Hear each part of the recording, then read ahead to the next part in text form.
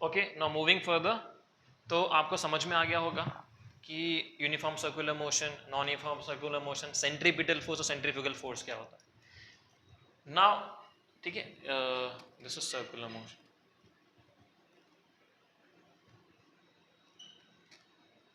Just list down all the topics, इससे आपको एक वो मालूम पड़ जाएगा कि ये चैप्टर कितना स्ट्रेंथ रखता है।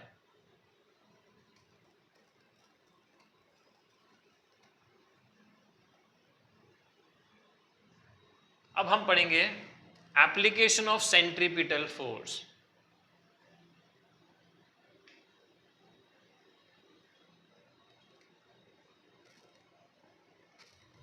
एप्लीकेशन ऑफ सेंट्रीपिटल फोर्स में there are around 6 to 7 application. Okay, सबसे पहला है to find the velocity of vehicle along the horizontal curve road। ठीक है, क्या मुझे फाइंड करना है? मुझे वेलोसिटी फाइंड करना है किसकी? Of an vehicle along horizontal curve road. Road पे तो सब घूमते होंगे। Okay, what a silly question. ठीक है, अभी रोड तीन तरीके के होते हैं। तीन तरीके means I am talking about the shape specifically. एक होता है सीधा रास्ता, straight road. Okay, straight road का एडवांटेजेस जो कहीं ना कहीं डिसएडवांटेज में बदल जाता है। वो क्या होता है कि स्ट्रेट रोड में vehicle can move with increasing speed. ठीक है, I can increase my speed unless and until there is no traffic, the road is empty. Okay, मैं स्पीड बढ़ा सकता हूं अपनी। दूसरे रोड होते हैं जो टर्निंग के टाइम होते हैं, उसको स्ट्रेट रोड को आप अभी कर्व कर दो, टर्न कर दो, समझ में आए तो उसको कर्व रोड बोलेंगे। अब कर्व रोड पे कभी भी कोई फास्ट नहीं टर्न लेगा। जो फास्ट टर्न लेता है उससे गाड़ी कंट्रोल में नहीं आती, फिर आपको पता है क्या होता है। तो वो कर्व रोड पे अब मुझे स्पीड कितनी रखनी है, क्या रखनी है? बिकॉज सम प्लेसेस यहाँ पे तो स्मॉल टर्न होता है लोकल रोड्स पे, बट अगर आप हाईवेज देखोगे ना तो वहाँ पे कंटिन्यूस स्टीप टर्न रहता है। अगर आप ऐसी जगह पे जा रहे हो, हिली एरिया में जा रहे हो, ठीक है, या फिर ऐसे दूसरी जगह पे जहाँ पे फॉर एग्जांपल रेसिंग ट्रैक्स जो होते हैं, ठीक है, इफ यू सी जो कर्व होता है वो कर्व ऐसे कंटिन्यूस इंक्रीज होते रहता है। समझ में? कर्व कंटिन्यूस कर्व है वो।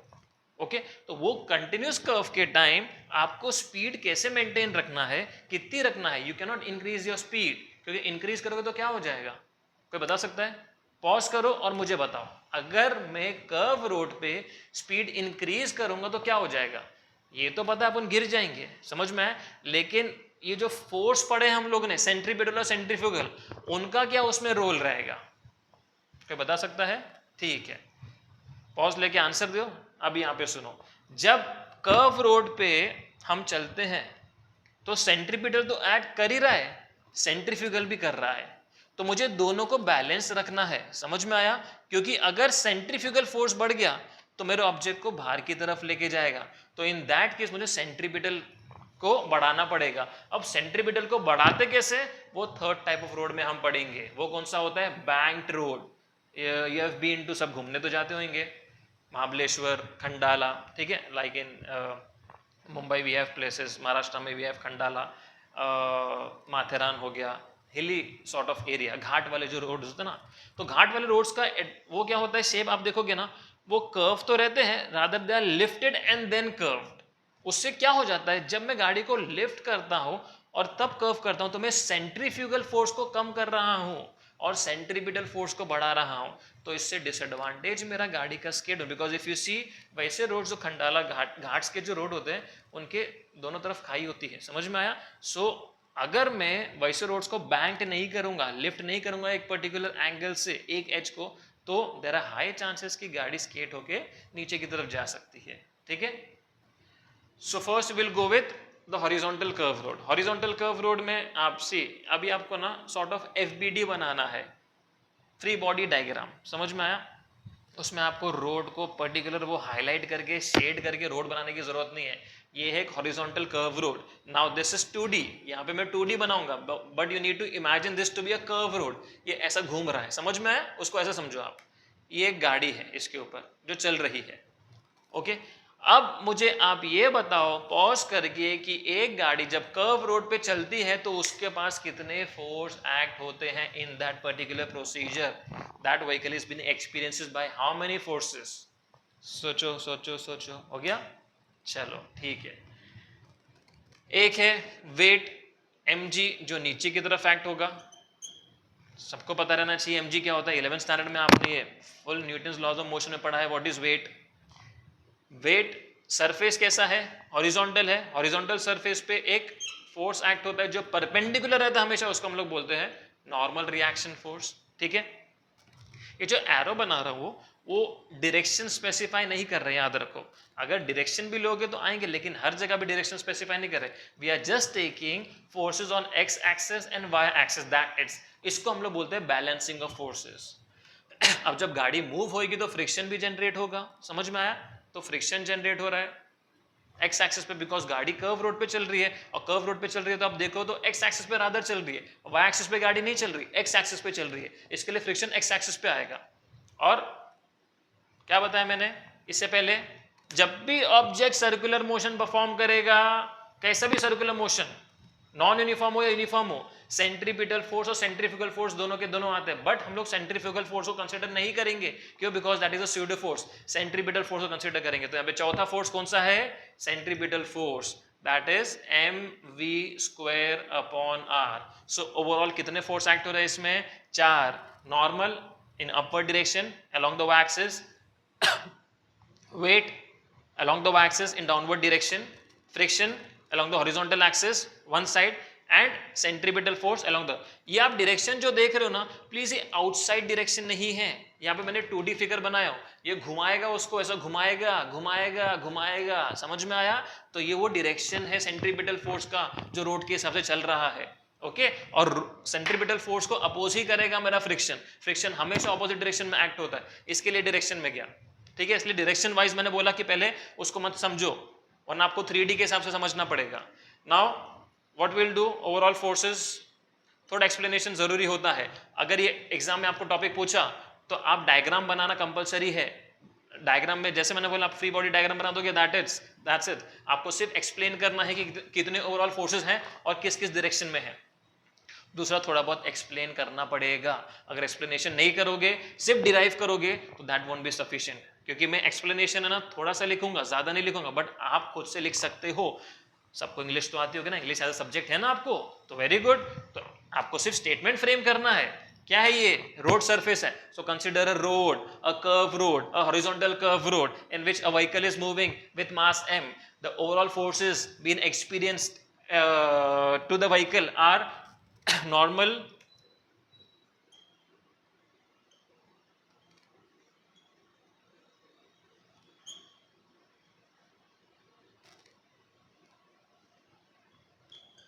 ठीक है. पहला वाला क्या है? Let us take weight mg किसका है? Of the vehicle along vertical downward direction.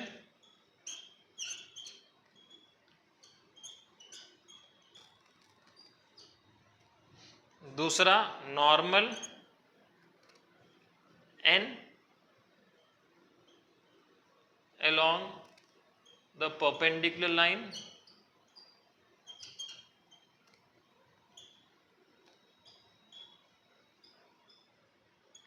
to the horizontal road rather.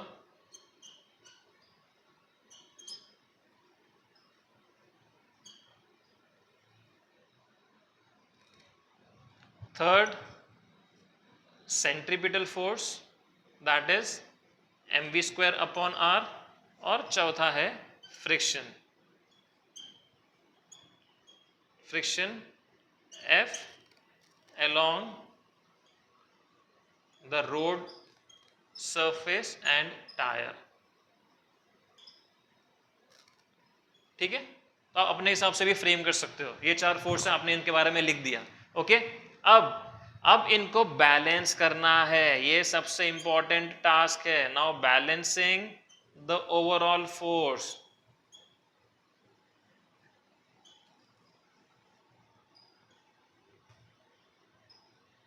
We get balance कैसे करूंगा बैलेंस? जितने वर्टिकल फोर्स हैं वो एक दूसरे के साथ बैलेंस किए जाएंगे, जितने हॉरिजॉन्टल फोर्स है वो एक दूसरे के साथ। So let us take mg, किसके साथ बैलेंस हो रहा है? n के साथ। Let this be equation 1। और दूसरा centripetal force mv square upon r, किसके साथ बैलेंस हो रहा है? फ्रिक्शन फोर्स के साथ। Let this be equation number 2। अब इसको मैं ये तरफ लिख रहा हूं, I will divide both of them. Okay, so dividing, मुझे क्या ढूंढना है? ढूंढना क्या है वो दिमाग में रखो प्लीज। एक बार नहीं, दो बार नहीं, 3 बार क्वेश्चन पढ़ो, बाद में अटेम्प्ट करो। समझ में आया? प्रॉब्लम ये रहती है बच्चे लोग को आता सब कुछ है फिर भी रॉन्ग मिलता है। क्यों? बिकॉज क्वेश्चन कुछ और पूछा, आपने आंसर कुछ और लिख के आया है। ओके, सो यहाँ पे वेलोसिटी ढूंढना है, तो वेलोसिटी के लिए मुझे v का इक्वेशन निकालना है। तो v का इक्वेशन निकालना है तो v को मुझे यहाँ पे रखना पड़ेगा। तो आई will divide 2 by 1। So dividing 2 by 1, तो मुझे क्या मिलेगा? mv स्क्वायर अपॉन r को मैं mg से डिवाइड करूंगा। Got it? mv square upon r को मैं डिवाइड करूंगा mg से, और इक्वल्स टू f को n से डिवाइड करूंगा, f अपॉन n। यहाँ पे m कट हो गया, v स्क्वायर क्या मिलेगा? v square becomes equals to, ये g r के साथ जाएगा, v square upon R G equals to F upon N. F upon N 11th standard, ठीक है? नहीं पढ़ा है मालूम है, लेकिन प्रॉब्लम हो रहा है ना, इसके लिए यहाँ पे फिर याद रखो। Okay, F upon N, F is friction, N is normal, friction divide by normal gives coefficient of static friction, या कोएफिशिएंट ऑफ फ्रिक्शन लिखो तो एफ अपॉन एन होता है mu S, where mu S is coefficient of static friction. ये define करने की जरूरत नहीं है आपको, एग्जाम में नहीं पूछा है म्यू एस क्या होता है, वो आपका 11th स्टैंडर्ड का पार्ट था। जब वो पूछेगा डिफाइन तब लिखना है। यहाँ पे हमारे को पता है कि F upon N mu S होता है, तो बस म्यू एस लिख दो। ये बस दिमाग में रखो कि म्यू एस क्या होता है? कोएफिशिएंट होता है स्टैटिक फ्रिक्शन का। ओके, तो यहाँ से v स्क्वायर क्या मिलेगा? v का फॉर्मूला डायरेक्ट मिल गया, v equals to mu S R G. तो ये हो गया मेरा फॉर्मूला किसका? Velocity of the vehicle along the horizontal curve road. जो फॉर्मूला आ रहे हैं उनको थोड़ा हाईलाइट कर दो, बोर्ड का प्रेजेंटेशन रखो नीट। हैंडराइटिंग अच्छी होना बुरी होना इट वोंट अफेक्ट, ठीक है? कुछ बच्चे होते हैं अभी इंस्टेंट हैंडराइटिंग अच्छी होगी भी नहीं, समझ में आए? हैंडराइटिंग ठीक है, नो प्रॉब्लम, थोड़ा स्पेस दे दे के लिखो बोर्ड के पेपर में, समझ में आए? बोर्ड के पेपर में लिखने से पहले अभी आपको हैबिट अभी से डालना पड़ेगा। जो भी चीज आप प्रैक्टिस करो, make sure that you practicing like you are going to give your board exam, उसके हिसाब से करो, ठीक है? हाईलाइट कर दो जो लास्ट वाले आपके फॉर्मूला है, फाइनल चीज है। ओके, उससे क्या होगा? जो इन्विजिलेटर रहता है, जो एग्जाम पेपर चेकर रहता है, उसको मालूम पड़ता है हाँ चलो इसने जो हाईलाइट किया ना, तो it makes the paper presentable.